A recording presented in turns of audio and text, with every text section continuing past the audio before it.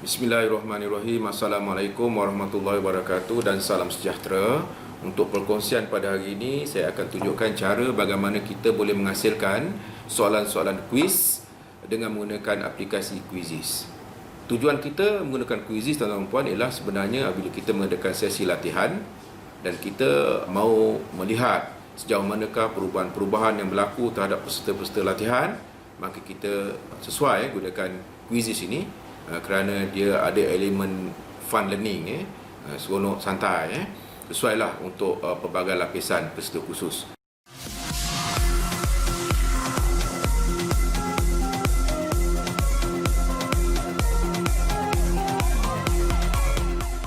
Jadi untuk hari ini saya akan tunjukkan cara bagaimana kita menghasilkan soalan kuis dengan menggunakan aplikasi Quizizz.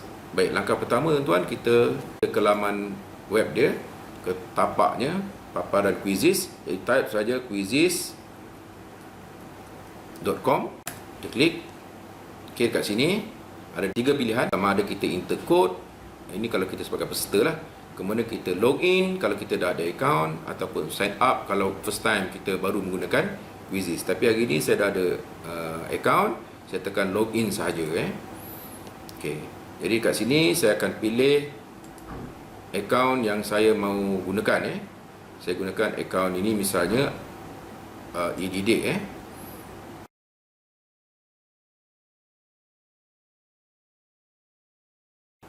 Bila kita dah buka Quizizz ini, kita nak lihat kita punya soalan-soalan yang pernah dihasilkan, kita tekan dekat My Library.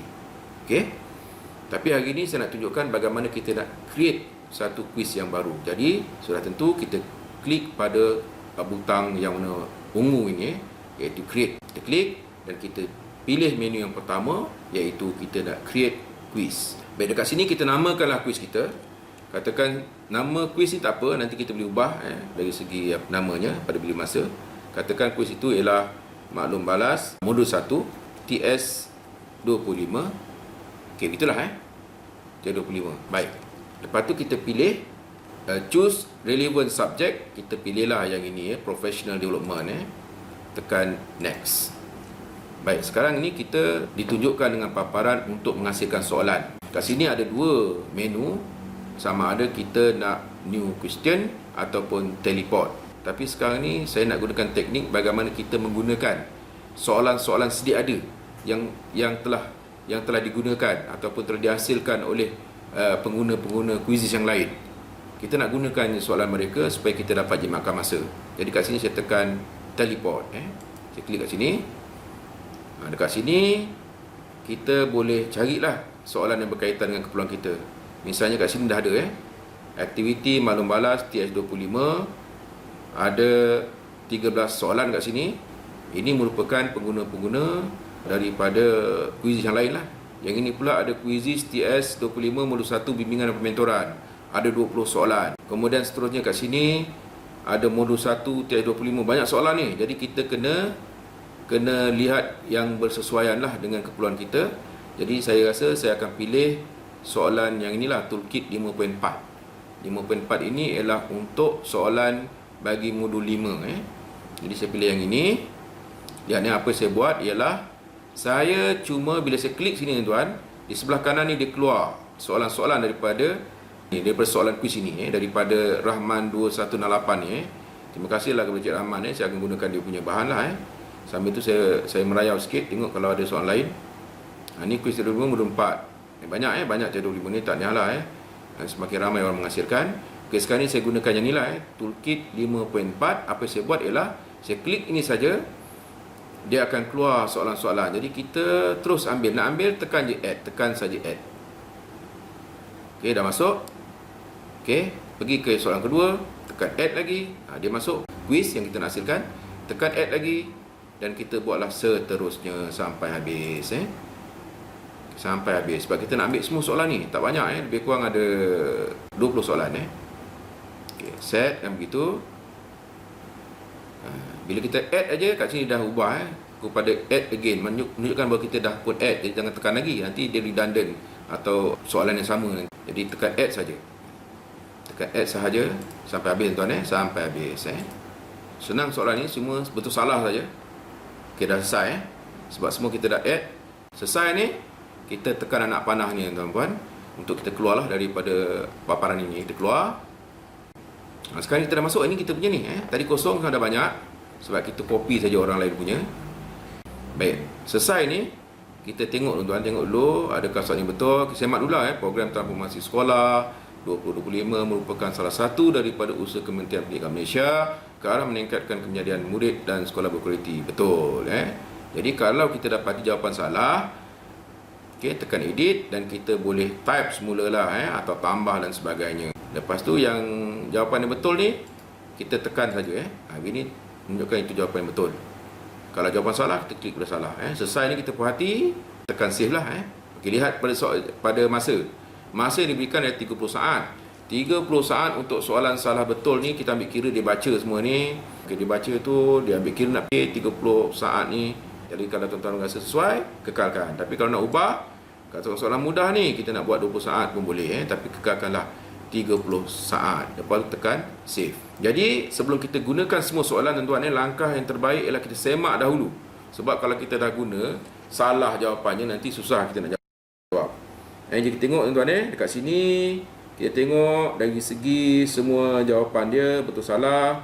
Lepas tu semasa kita semak tu, kita lihat juga masanya, pastikan 30 saat. Kalau soalan panjang-panjang misalnya, kita perlukan masa yang banyak untuk baca, jadi kita boleh panjangkan. Kalau soalan yang ringkas sangat, kita pendekkanlah kepada 20 saat. Okey, katakan dia selesai, kita berpuas hati. Okey, kat sini ada 3 menu sama ada kita edit, kita nak copy, duplicate atau kita nak buang. Tanda pensel ni kita boleh ubah lagi soalan ni. Okey, kita masih lagi boleh ubah. Kalau nak ubahlah berkaitan tajuk soalan, tapi ini boleh dibuat pada bila masa. Kat sini dia ada dia punya kualiti soalan ini. Kualiti soalan ini kita anggap soalan yang agak mudah lah 5/10. Kenapa? Sebab soalannya betul salah saja. Nak tunjuklah kat sini bahawa kualiti skor untuk soalan kuis ini agak mudah lah iaitu 5/10 lah. Sebab pilihannya cuma 2 saja. Baik, ini kalau kita nak tambah gambar image pada kita punya quiz. Jadi rasanya cukup lagi yang paling asas sekali. Itu nanti tuan-tuan boleh explore sendiri. Dah siap kat sini. Okey, kita puas hati, tekan done. Okey, kat sini kita masih boleh letakkan lagi gambar. Caranya mudah saja. Kita klik kat sini. Lepas tu dia tanya kita, dia buka folder di mana gambar itu berada. Katakanlah gambar itu, saya ambil gambar dekat pictures kat sini. Saya pilih satu gambar, katakanlah gambar inilah dia keluar gambar ni dan kita boleh buang pada bila masa. Form ke grade ni kita letaklah letaklah bahagian professional development ke. Kemudian bahagian who can see this quiz, kita tekanlah public, visible to everyone, supaya yang kita hasilkan ini nanti orang lain pun boleh gunakan juga. Bila kita hasilkan, kita tekan menu public, visible to everyone, semua orang boleh lihat dan mereka boleh gunakan quiz kita lah untuk keperluan mereka. Jadi kita sharing lah kat sini. Baik, katakan dah selesai semua ni, saya tekan save. Baik, okay, sekarang dah siap dah siap soalannya dan soalan ni telah sedia untuk kita gunakan. Gunakan quiz ini untuk keperluan latihan kita. Jadi dia ada 2 tuan-tuan, ada 2 mode yang kita boleh gunakan. Pertama sekali ialah mode secara live quiz, iaitu kita buat bengkel dan kita setkan soalan ini untuk dijadikan sebagai soalan quiz secara live. Dan kat sini ada 2 menu, dia 2, iaitu start live quiz ataupun assign homework. Jadi saya syorkan tuan-tuan untuk keperluan PGB ini gunakan assign homework kerana dia tak beri tekanan kepada peserta. Sebab peserta ni dia akan menjawab kuis ini dengan santai, dia tak terikat dengan orang lain sebab tidak secara live, tapi dia boleh tahu di mana dia nak bermula dan bila dia nak berakhir. Yang penting kita akan tetapkan tempoh masanya. Jadi sekarang ni saya nak tunjukkan cara bagaimana kita mengendalikan kuis ini dengan menggunakan assign sebagai homework saja.